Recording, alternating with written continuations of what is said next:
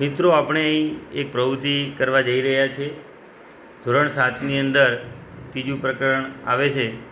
વિજ્ઞાન વિષયની અંદર ધોરણ 7માં ત્રીજું પ્રકરણ ઉષ્મા આવે છે, જેને અંગ્રેજીમાં હીટ કહે છે. તેની અંદર એક પ્રવૃત્તિ આવે છે કે ઠંડુ અને ગરમ. તો તેમાં તમારે એક પ્રવૃત્તિ કરવાની છે કે મેં જે પાણી લીધું છે તે ઠંડુ પાણી છે, આ જે પાણી છે તે ગરમ પાણી છે, અને આ જે પાણી છે તે ગરમ પણ નથી અને ઠંડુ પણ નથી, સામાન્ય પાણી છે. તો સૌપ્રથમ તમારે આ જાણવા માટે કોઈ પાણી કેટલું ગરમ છે કે ઠંડુ છે તે જાણવા માટે તમારે જે આ પાત્ર છે ઠંડા પાણીનું, એમાં તમારો ડાબો હાથ નાખવાનો છે.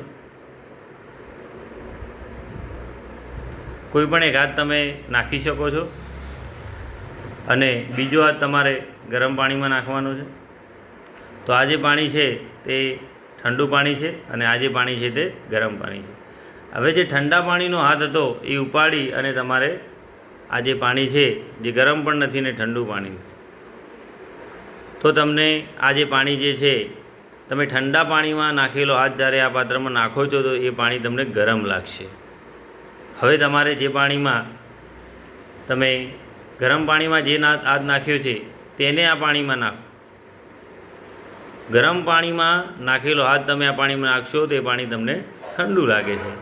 એટલે કોઈ પણ પદાર્થ કેટલો ગરમ છે અને કેટલો ઠંડો છે તે આપણે આ રીતે નક્કી કરી શકતા નથી. જો તમે ઠંડા પાણીમાં હાથ નાખેલો હશે, ઠંડા પાણીમાં હાથ નાખેલો હશે તો આ પાણી તમને ગરમ લાગશે. જો તમે ગરમ પાણીમાં હાથ નાખેલો હશે તો આ પાણી તમને ઠંડુ લાગશે.